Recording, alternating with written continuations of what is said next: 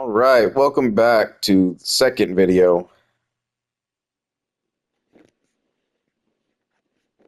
So yeah, I didn't really talk a lot through the character creation because honestly, let's be real here, creating the character is only good for like the first couple hours because every other costume decides to hide your face or you have like a full helmet and stuff like that. So, you know, whatever. But this is my representation of the character Raynie from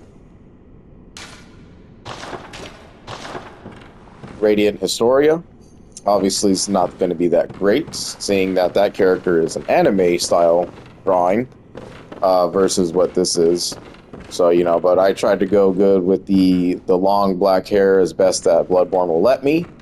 And, as far as what you can see from the character detail, I mean, obviously, we know what Bloodborne is, we know what it deserves, and it hasn't come to fruition yet, which is very sad. Um, so, take that representation with a grain of salt. And obviously, I didn't spend too much time trying to plan that out either, so, um, you know. But the whole reason for the Raynie thing was because, she is a spear wielder in the game of Radiant Historia, and it was just kind of an RPG that I just kind of remembered a little bit. I've done plenty of Final Fantasy character names in these games, so I kind of wanted to change that up just a little bit, so I wasn't using like something like Freya or Erba Yunfang or something like that. Just kind of wanted to go something a little bit different, still keeping that Japanese respect to its highest when we play this game. So yes, Bloodborne, very dark. Obviously, the representation from the Lovecraftian horror, cosmic horror, stuff like that. Stuff that I really had no idea anything about other than like the stories of Dr. Jekyll and Mr. Hyde or, Jack the Ripper, stuff like that. Obviously, it draws huge inspiration from those kinds of stories. Now, in this playthrough, I am going to commentate as much as I can about certain sections and certain things that I like to do. I'm not going to say that this is going to be like a masterful playthrough. I will make mistakes, obviously. I'm going to die a few times, but as far as like knowing and where things are at, that shouldn't be a problem. I'm going to opt to save the characters in this round. I don't really like to kill them off until about the second playthrough or something like that. And it's just generally not really that fun for me to do because I kind of like the world. It's already absent as it is with a bunch of characters because you're just kind of by yourself with no music to speak of. So having just a little bit of liveliness in certain areas is going to kind of, help it out. And I want to take this playthrough very slow, right? Not super like crawl slow or anything like that, but I want to show that Bloodborne can be played at a good pace, okay? Like, you don't have to, like, just sprint everywhere, jump all the way around, roll to every single section, and stuff like that. Stuff that, normal Souls players like to do and stuff like that, right? I mean, I'm guilty of it. In my first couple runs, I was doing it too, because I just wanted to rush and get it all over and done with. Video pacing and video structure, I would like to keep these videos just under that hour. I mean, I am only afforded about an hour anyway when I use Share Factory off the PlayStation, so that shouldn't be a problem for me. I do have all the settings turned all the way up to max, just so you guys can probably see it. Yeah. So I got music, sound effects, and voices are all up to 10. And obviously, I just kind of do these streams or whatever off of just, the now. I don't really like to video edit. If I do edit something, it's going to be because it's just taking way too many attempts or something like that. But even then, I just keep those in just so you can see my failures. Good indication of that is when I'm in my Sekiro playthrough, when I was fighting the fire demon, I kept every loss in there, and I think I had about like 4 or 5 before I actually got the attempt done. And, you know, I just wanted to show, like, yeah, these are the mistakes you make, and, you know, avoid these mistakes, and maybe that helps a player to understand, like, okay, don't do that at this time, or something like that. And that's basically the name of the game for these From Software games. So, I'll let the scenes play out, I'll let the characters speak, right? Now, if I go overtime or anything like that, or a video ends abruptly, I will try to make a mention of, like, a 5-minute warning before I cut the video, and then I will end it, and we will continue from where we basically were at. So there won't be skipping around, and you guys will get lost. If anyone doesn't tend to use this as a guide, I appreciate that, but just understand that I am not going to, like, show everything in this one, you know, this whole 1-through playthrough. I'm gonna do as much as I can, but there are things that you will have to venture out and do on a New Game Plus run and stuff like that if you are searching for your platinum. I've already platinumed this game last year or a couple years ago, I can't really remember, but that story is done for me, and now I just kind of play this all the way through, and it's just a good time to revisit it after, you know, the whole year's kind of wrapped up for me. I'd say the best game that I played this year has by far been Final Fantasy VII Rebirth, and, you know, that's kind of where it ended for me for a little bit until I picked up Stellar Blade and stuff like that, and here I am circled back again to Bloodborne, you know. And eventually I'm gonna do a better service and commitment to Dark Souls 3. I think the first series that I put out there wasn't the greatest I could have done with it, and it's definitely not something that I wanted to do with just the broadsword. I really, really want to do a spear run in that game. Just because I've never done one before. So, you know, I really want to, you know, play with spears in that one. And, you know, I just kind of, I'm in the era of, like, using spears and skill and stuff like that, you know, dexterity kind of builds, instead of the strength or magic kind of runs that I've been known to do on these. Yeah, so the little notes here, you know, they're just kind of there to give you a little bit of world building, if you want to say that. Seek Hellblood to transcend the hunt. Okay. Obviously, you're going to get a lot of notes in these games that are kind of very vague, and you're just like, what does this all mean? I will be playing this game offline mode, even though no one really jumps on online anyway. Because every time I played this game, I've never been invaded, so I'm not sure if the hype just died down for it that much, or if I just don't get enough invasions. I don't know. These little messengers on the ground will obviously tell you how to play the game for a little bit. If I was playing on online mode, you guys would see a bunch of these little guys all over the place, and it's just from other players leaving messages in their world so that we can view them.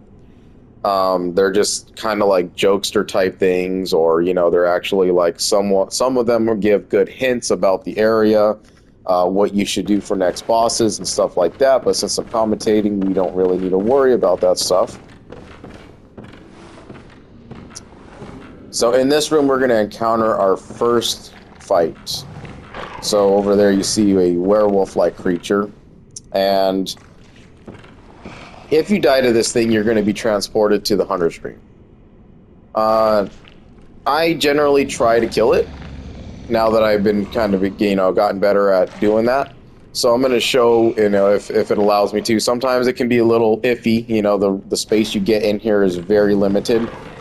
So I want to see if I can get it, but the general idea is to get behind the creature, and then you want to charge up an R2 and get a visceral off, you know. So once you hit something in the back with those charged R2s, so you see that blue glow, you want to get behind an enemy or hit them in a critical spot, and then they're going to do what's, you know, kind of like a stagger animation that allows you to perform a visceral attack, which is, you know, a riposte or anything like that in the other Soulsborne games. So let's get in here. I generally like to take the right side, and I'll walk up. Even if you walk slowly, though, it's still going to notice that you're coming.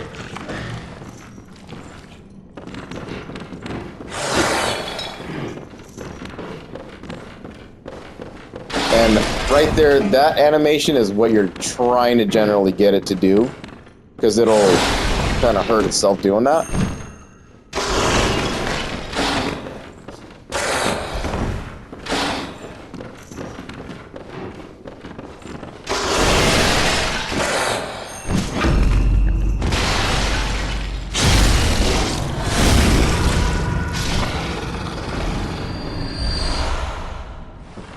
And a easy Bloodstone shard to begin the game. Alright. So yeah, like I said, I like to kind of just walk around here. Now, generally, you're going to see me do that slow-paced walk a lot because we do want to get behind a lot of enemies. Being that I'm opting for a skill/blood-tinged build, my viscerals are going to hit a lot harder than most other playthroughs because skill is basically based off how hard your viscerals hit, because you're going for a parry trying to type of build in this one, instead of just like a normal strength or something like that where you're just plowing through enemies with some giant weapons and stuff like that. You know, the name of the game in Bloodborne is to kind of circle around, parry, and get off the viscerals for high damage. And you know, that's exactly what we're going to do during this entire playthrough. So I approach slowly. The creature is going to notice you. Most of the time they're not going to notice you there, so it's a good idea to just start walking like this. Get behind the creature. You know, he's going to do those animations, and as you saw, like when he jumped up and he kind of did like a lunge forward, that's kind of the one you want to get so you can get easily behind it. But if he starts doing those swipe attacks and you're locked on and you're kind of spinning in circles with him, you can get locked into these, and sometimes it's going to get you caught and you will just get swiped. And I think it takes about 2 or 3 hits before you die. Once you die, it's okay. You'll get transported to the Hunter's Dream, and then you'll be able to pick up some weapons and stuff like that to make it a little bit easier to deal with him. But it can be done with just your hands, just like you saw that. Now you see items on the ground, right? So anytime you see something glowing like this, just want to pick it up. It's generally going to be something good every single time. A lot of blood vials or silver bullets and other items will be, you know, found in the game. And just like when I kill the enemy, you know, he has a percentage chance of dropping certain items off of what kind of character he is. So these blood monsters, or the beast, are known to drop blood vials or what you saw, a bloodstone shard. Bloodstone shards are used to upgrade your weapons, and blood vials are used to heal yourself.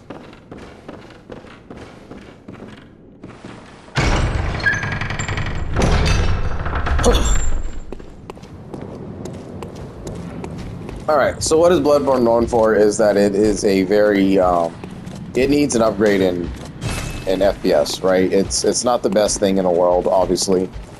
So when you're trying to run, it gets really blurry, or the frames try to catch up, and it's just not the greatest thing. So we're gonna do what we can with it, right? And only hope and pray that one day it will happen, remake or whatever.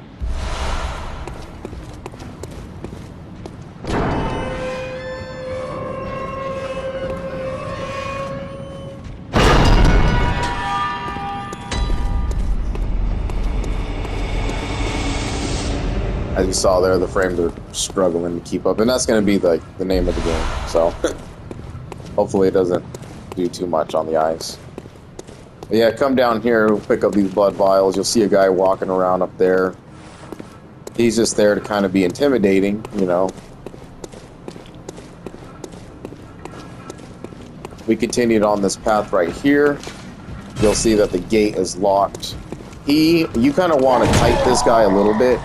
Kind of grab his attention and let him come out a little bit far, get past him, and hit this device. That's going to drop a ladder. Run over here, you're going to pick up these 3 guys right here. Roll through objects in order to get past them.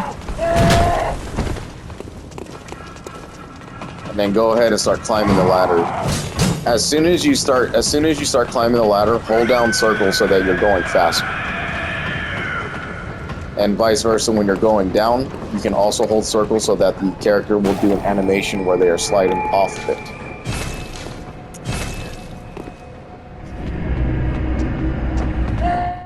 Alright, so I had to be a little quick on that one because those guys are chasing us and we don't want to die to those types of guys. But I'll explain what those are once this cutscene ends.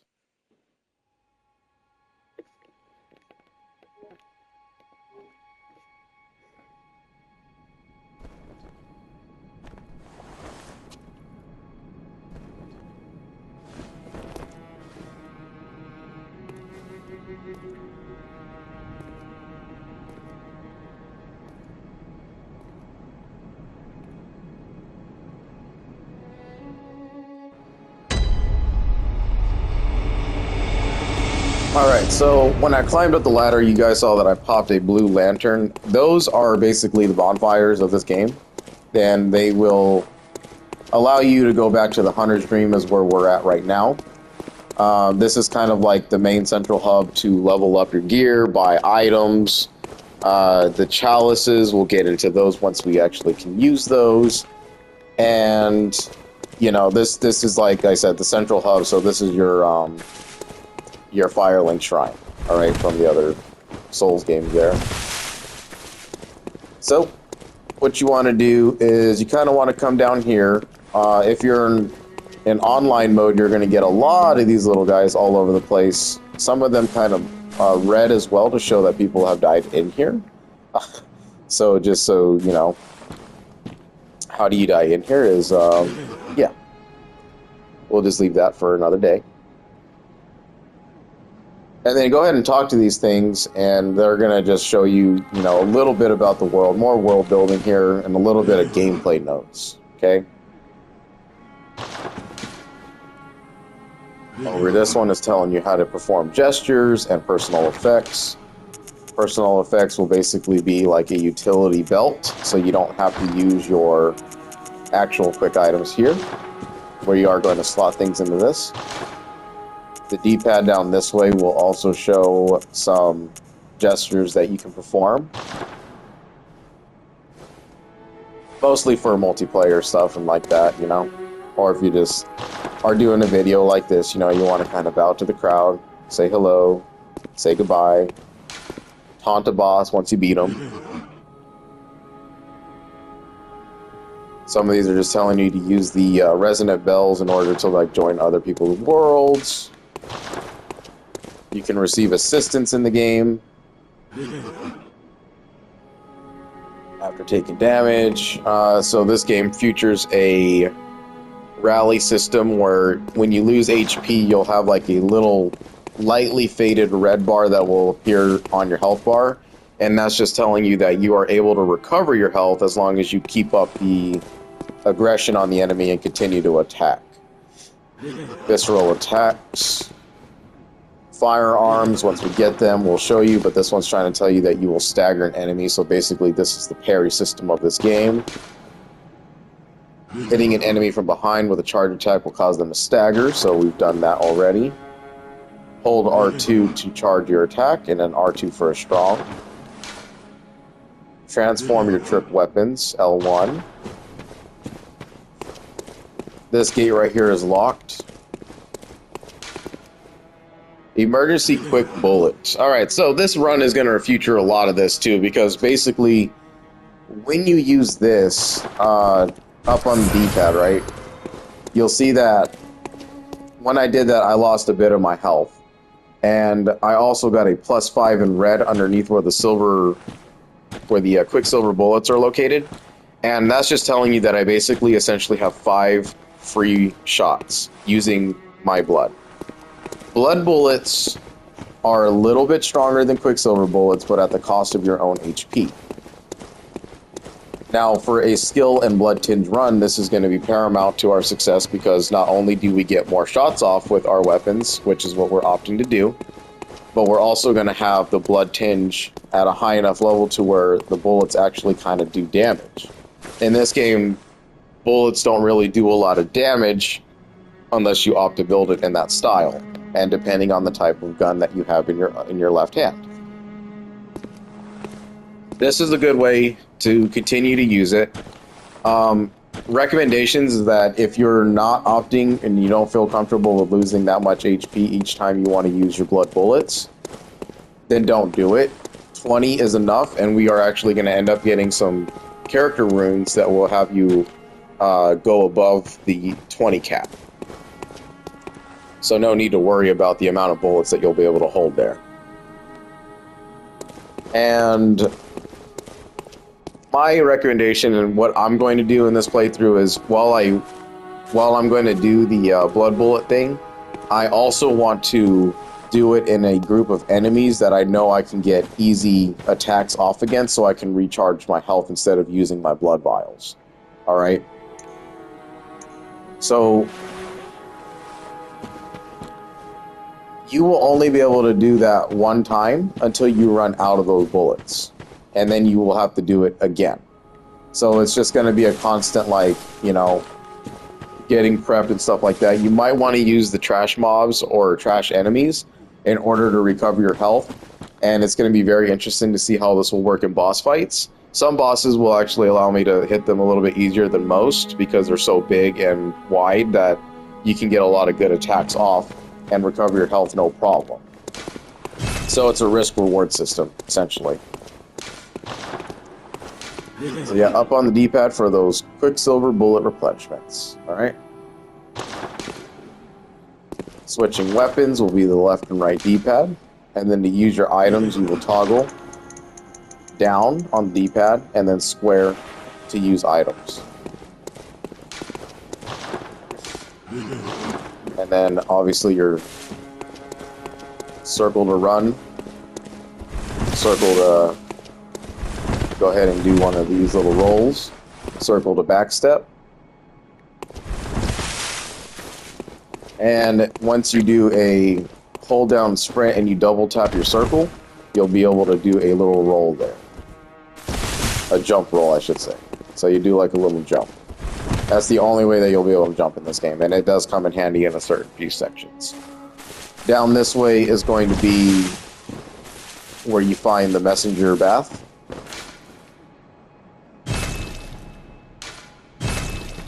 Little guys will not appear just yet, but that's going to be where you're able to customize their little cosmetics.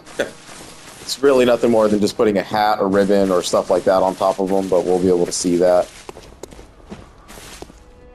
Down here, this is a bath for using insight for items. We'll explain what insight is once we get there. The bath messengers here are the item messengers, so they will allow us to purchase items throughout the game using our blood echoes, which are the points that you get from killing enemies, and they vary upon what type of enemy you kill. The prices you see will change throughout the game because as you defeat bosses and change the world state, you know, things are going to change forever in the world. So you have to go ahead and deal with that. Alright. So we have an abandoned doll here. And the messengers here will pop up with some stuff. These are your free weapons of the games.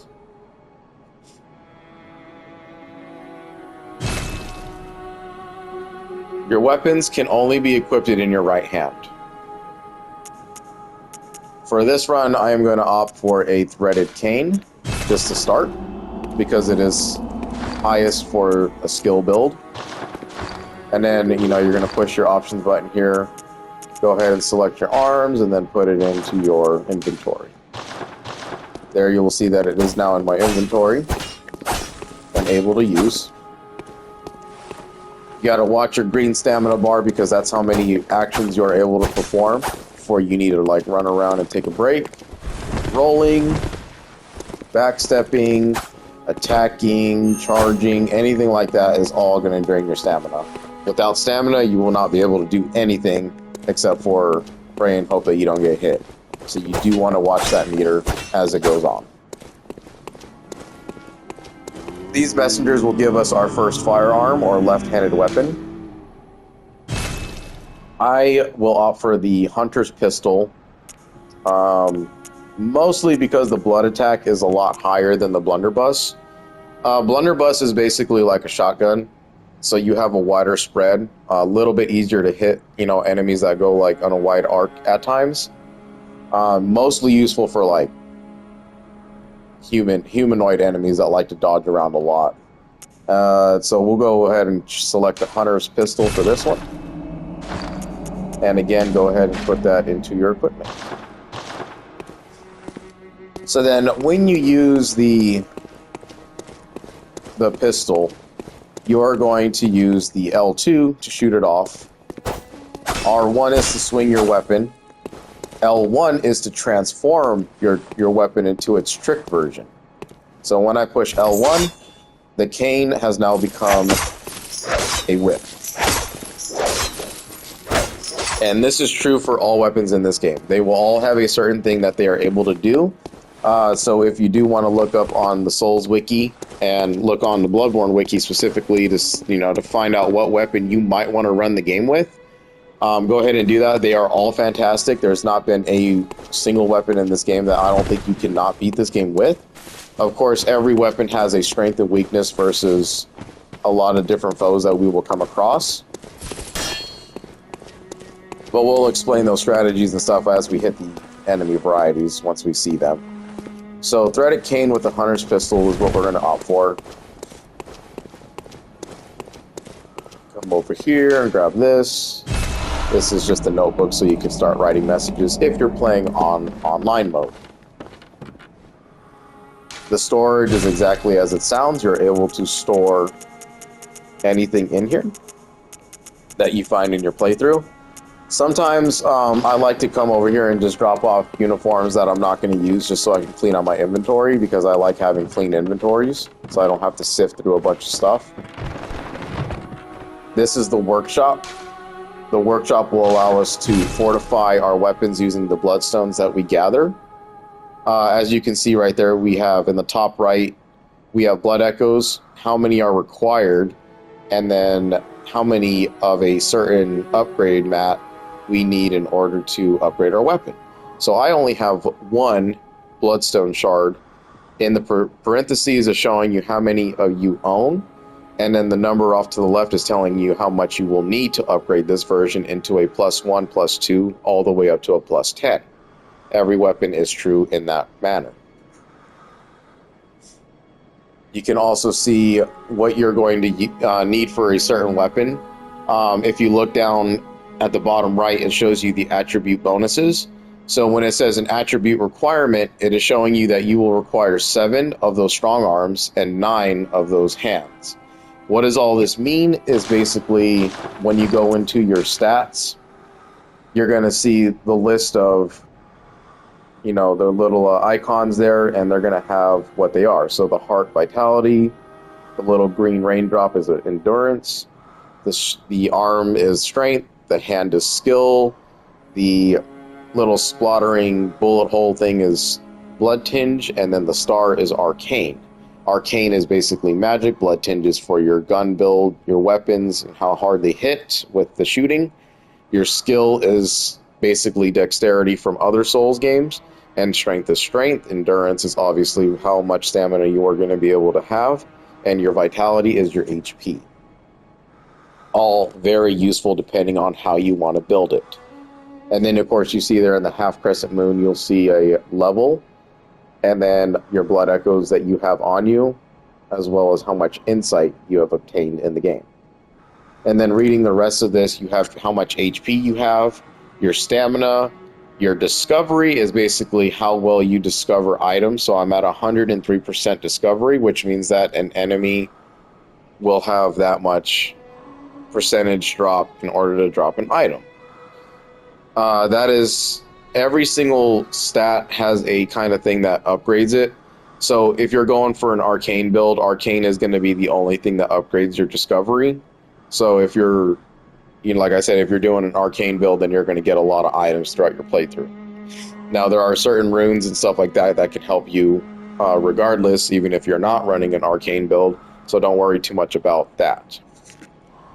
Then you can see what your right hand weapon attack would look like. So it's telling me that because I have the threaded cane, I am doing 85 points of damage every single time I swing that weapon. Now that's going to vary when I do a strong attack and when I do a charge attack and where I hit the enemy. Bloodborne and all the Souls games basically have a sweet spot on their weapons and a sweet spot on where you hit an enemy.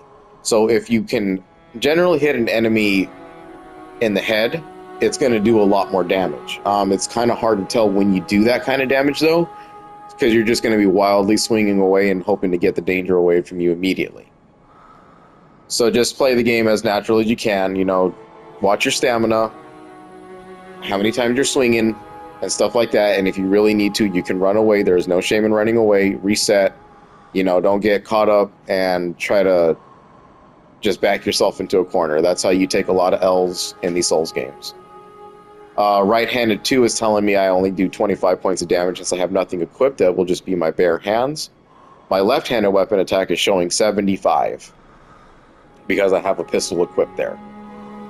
Basically saying that every bullet should do a minimum of 75 damage per shot. Now, enemies also have armor rating and stuff like that, so it's all about deductions, a roll of the dice, and stuff like that. You know, your true RPG form of, you know, okay, my weapon does 85 damage, but I'm only hitting you for 77, meaning that that enemy has a resistance to that type of weapon or has a little bit of defense on them. Just so you can start planning out your build and see how much damage you're doing over time. Your physical defense will show at the bottom, basically just giving you your subtraction of how much damage you take throughout a certain kind of attack. Slow poison resistance. Basically, you'll see once we fight enemies that will start poisoning us, you're going to see a little meter that builds up. The higher that number becomes, the harder it becomes to get yourself poisoned. Rapid poison is a little bit more deadly than slow poison, but it can still be cured with antidotes, so it's not too much of a problem, as long as you have the right material to deal with it. Poison in this game does kill you once your HP runs down past 0 or past 1. Frenzy resistance is basically another meter in this game that... Frenzy is one of the most dangerous things in the game. But we want to counter enemies that will do frenzy on us for a hot minute, so we don't need to worry about that. And then there is your beasthood. So if you need help reading what every single one of these things do, click down on the right stick, and then just hover over the stuff, and it'll explain exactly what it is. So in beasthood, the higher this attribute, the closer you are to beasthood when temporarily transformed. So I don't use beast pellets. Just because I never have. I don't really like to do it. But there are a lot of builds in this game that can go off of using beasthood. And pretty much what beasthood is you're going to do a lot of damage, but you're also going to take a lot of damage in that regard. And you're going to have like these things called blood beast pellets, something like that, you'll take them, and then there's going to be a meter at the very top middle section that builds up. So the more you're aggressive, the higher your beasthood meter builds up, the more stronger and more damaging you become. So, you know, but at the same time, you're also taking a lot of damage too. So you just kind of have to play around with it, see what you like to do. There's no right or wrong way to play this game. Other than just kind of putting skill points into things that you're not going to use, I can only say that that might be the most wrong way to play. But other than that, you can really just put points into anything and just play the game. You know, rather you're defeating enemies in 7 swipes versus 3 swipes, it's completely up to you. There's, like I said, just kind of plan your build if you want, but there really isn't no need to like stress over that stuff, especially for a first time playthrough. Just enjoy it the way you want to enjoy it. And then you see my damage reduction, physical versus blunt versus thrust. So some enemies will do, you know, basic physical damage. Some will have blunt weapons and thrust weapons, blood weapons, arcane weapons, fire, and bolt. Obviously, it's just showing your damage reduction. You can wear certain armors to help that reduction out, but the name of the game is as soon as you get tapped just a little bit, you're going to take a lot of damage. All right, that's what makes these Souls games very interesting, is that they seem hard on the outside, but it's only really because if you make mistakes, the mistakes really show when you take an assload of damage. So, going back to the workshop here, weapons do break over time. So you are going to have to make an effort to come back to the Hunter's Dream and repair your weapons. This is the only location where you are able to do so. Fortifying your weapons, like I said, you can go ahead and do that here. They require the Bloodstone Shards and other upgrade mats as they get progressively stronger.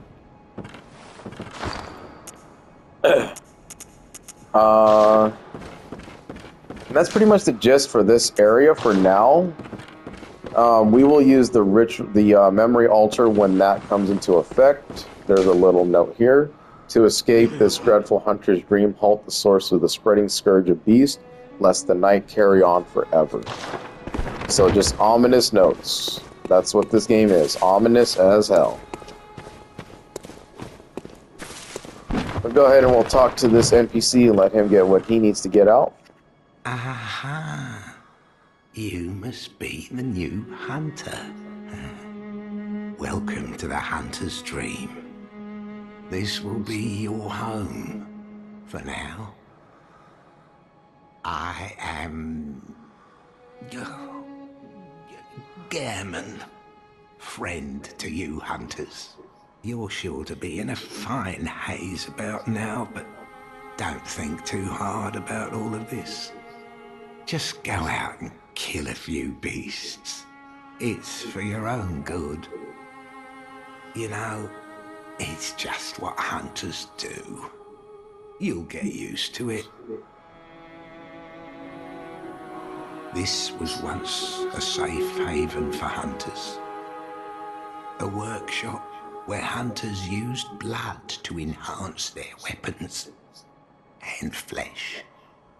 We don't have as many tools as we once did, but you're welcome to use whatever you find.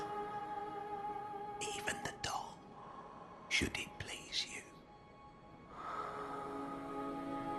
This was once a safe haven for hunters.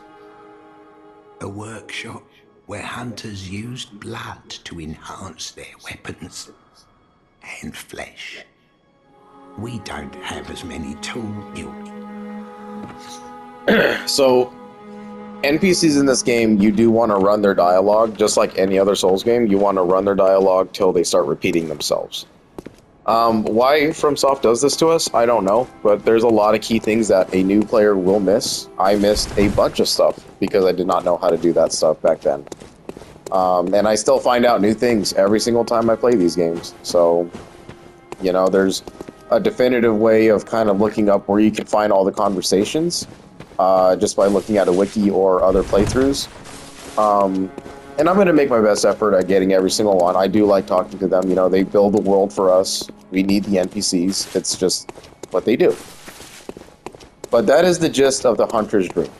So we are now going to go back into Yharnam, and we are going to go ahead and get the first couple bits done with that. In order to return, you're going to see these gravestones. Now, these awakening stones are basically, think of them as like the chapter progression or level progression. So you'll basically have a range of like easy, medium, hard, and endgame is basically how it's kind of tiered out to be. It's not necessarily true, but that's just the way that the enemies kind of scale in these areas. And, you know, they're just kind of telling you and trying to separate each area individually. You know, kind of comparing, contrasting to how much souls and blood echoes that you're going to end up attaining and stuff like that.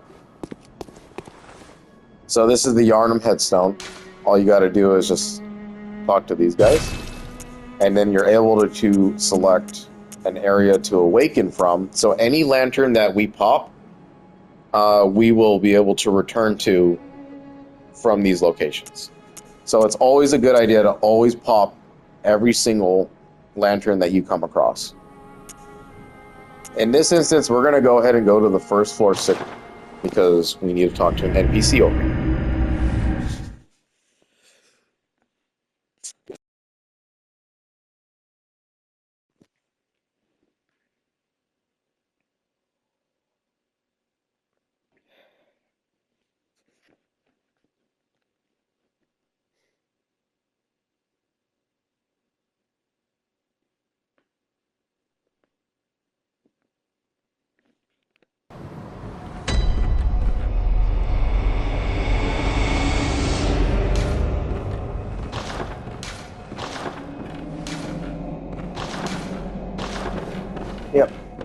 All right, so from here we want to walk back up the stairs. All right, this can be missed by a lot because you don't never really think about coming back to the beginning.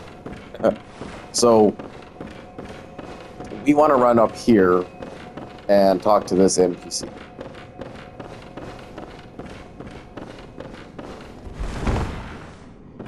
Try to peek through the little hole here, and you can kind of see her. Are you out on the hunt? Then I'm very sorry, but I cannot open this door. I am Yosefka. The patients here in my clinic must not be exposed to infection. I know that you hunt for us, for our town, but I'm sorry. Please. This is all that I can do. Now, go. And good hunting. Are you still in need of something? But I have nothing more to offer. Please, try to understand my position. I can only pray for a fruitful hunt. Are you still in need of something? I can... All right, so Yusefka over here, she's just gonna play a pretty big role once we start this story and get it going. But there's actually like a little bit of hidden dialogue here. So what we want to do is we actually want to go in our inventory and we want to use these blood vials that she gives us. Essentially, her blood vials just heal a lot more than our blood vials do, but the only caveat to this is that you can only hold one of these, and they should be used in extreme emergency situations. So, but you can continuously come back and get blood vials from her up to a certain point. So in this regard, we're going to go ahead and use these, and this is going to be about 3 times we have to do this. And then what you're going to do is that you're going to exit the game.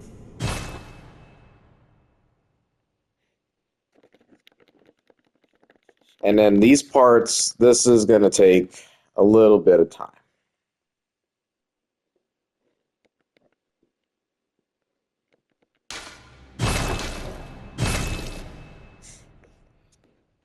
So, yeah, we have to go through the loading screens, and we are going to, pretty much rinse and repeat this about 3 times is what the hidden little dialogue calls for. And it's really nothing grand or big that you need to do, but it's just something that I like to showcase. You're safe, thank goodness. But I'm afraid nothing will change. I cannot open the door. I'll do what I can, of course. Perhaps this will help you, if only in some small way.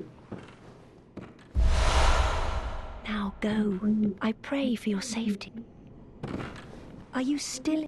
I can... And then she's going to say that same dialogue every single time.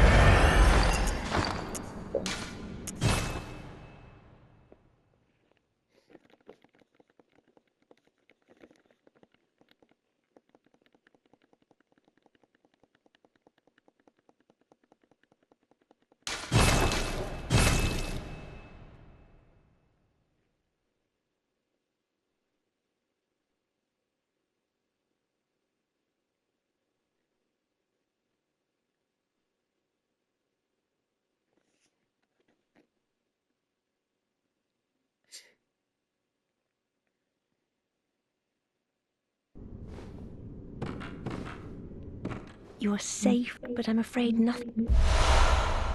Now go.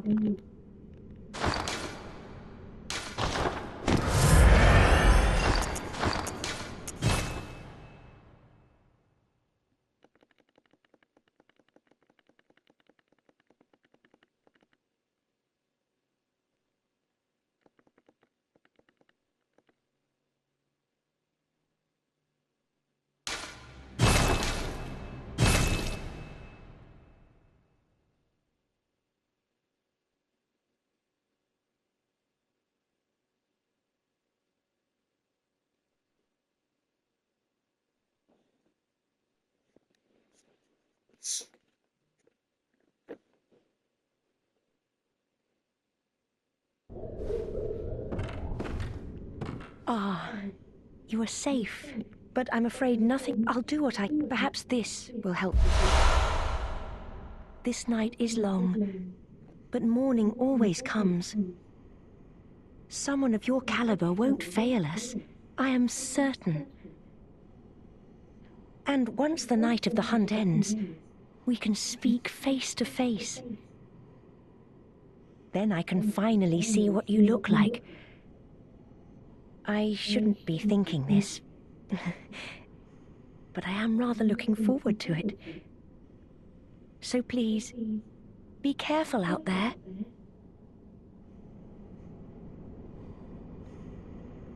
I'm sorry. I have nothing. I will pray for your safety. May light shine upon this night and your fortunes. And that's essentially what the hidden dialogue is there. You know, she's given us a lot of her blood, so it's... I don't really know if she's just becoming loopy, or if she just has flirty dialogue for the main character here. But Yosefka here is a good way to get those really strong blood vials. And you don't need to use them. I just strongly just do not recommend using them. You're going to get plenty of the regular ones that you'll probably even forget that thing was in your inventory anyway. And as you see, when I used the blood bullet trick, the emergency bullets, they actually stay with you. So another recommendation that I have is that if you want to have extra bullets, just use that, you know, push up on the D-pad while you're in the Hunter's Dream, and you're going to come back to the world full health and everything, and you're also carrying those bullets, so you don't have to use it, you know, and, you know, strike enemies to get your HP back, and which can be kind of detrimental at times. So just another little tip there, just so you see it. So you get 5 free extras every time you enter the world. Alright, so now we're back out here into the beginning. The gate's still going to be locked, but now we have a way to fight these guys, okay? Now pretty much what you want to do is that you want to pull off parries as these guys take a swing at you, and pull off your viscerals. And there you go. That right there is going to be the way to play Bloodborne, like, the entire time. You're always looking for an opportunity to shoot your gun at them and get parry staggers off, and then just use your viscerals to kind of get those huge chunks of damage points in. Other than that, you can R1 spam, you can roll, attack, whatever you want to do. You know, there's a bunch of different ways to do damage in this game. Use your items, but for the most part, you do want to start kind of wanting to get good with, you know, shooting and parrying and finding those timing windows to make a little bit more difficult enemies manageable throughout this game. These guys right here, I just kind of smacked away at this one. That's your R1 spam. And then you're able to pull off little combos and stuff like that, right? So by combos, I mean I'm going to use an R1 and L1. So R1 and then L1. An R1 and L1 will transform the weapon by doing a trick weapon attack with the L1. And there's a lot of combos that I'm actually finding out for the first time using different weapons, so feel free to just kind of sit here, you know, engage with it. You know, like this is just a an R1 to an L1, another L1, and another L1.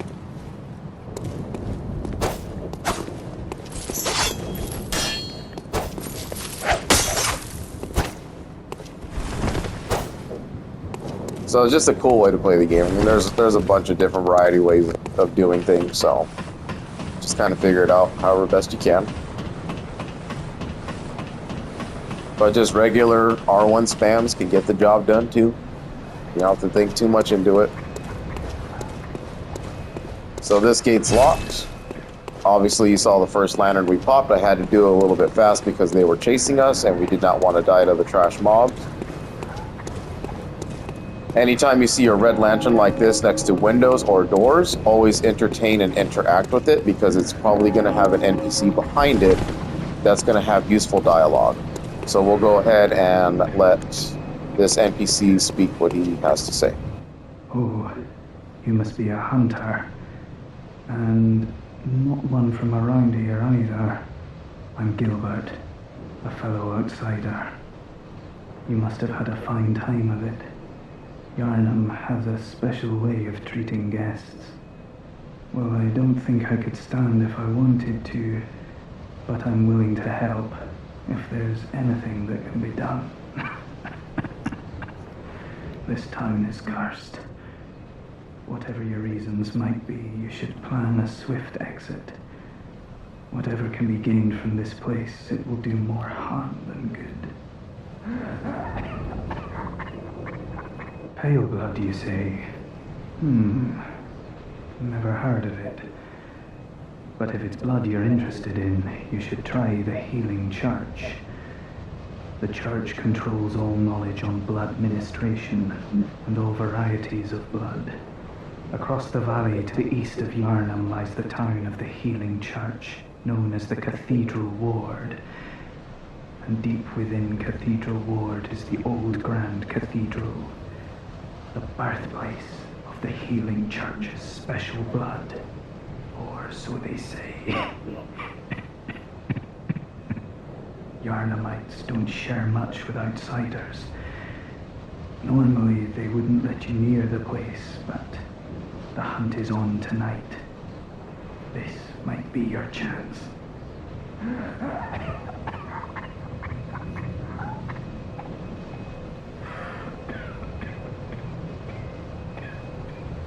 Across the valley to the east of Yarnum, you'll find the Cathedral Ward.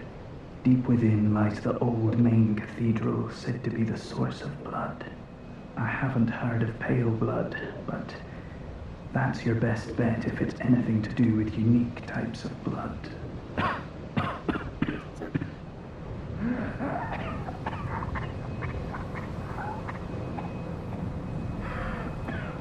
Across the valley to the east of Yarnum, you'll find the Cathedral Ward.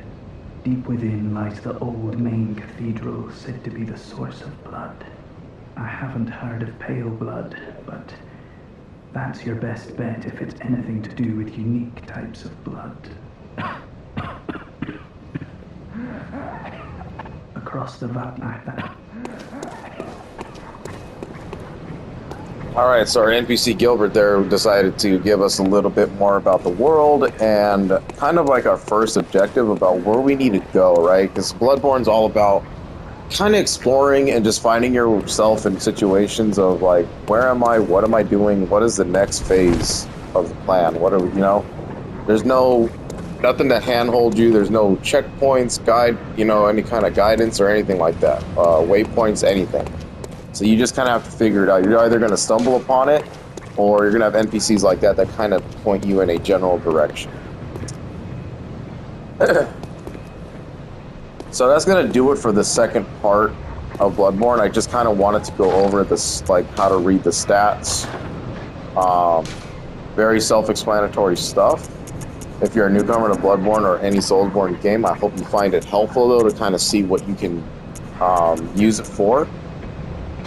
Find that little Yusefka dialogue, little hidden dialogue just by restarting the game 3 different times. Kind of silly, but it is what it is. And, we made our way over to the Hunter's Dream, saw the intro and stuff like that. So we are going to continue from this point, and we are going to actually venture into Yarnum and start cleansing the streets, as they would call it. So thank you, and I will see you in the next part.